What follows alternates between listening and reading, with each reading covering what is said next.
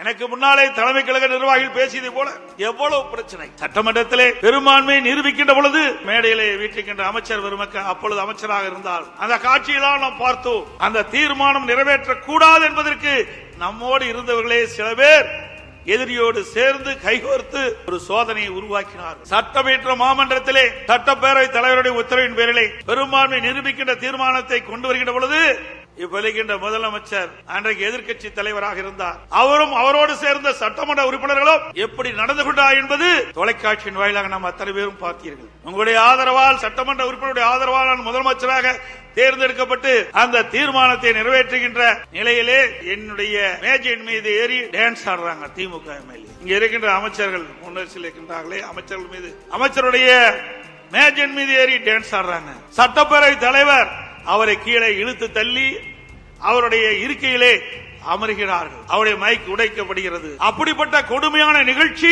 ஏற்படுத்தியவர் இன்றைய முதலமைச்சர் ஸ்டாலின் அவர்கள்.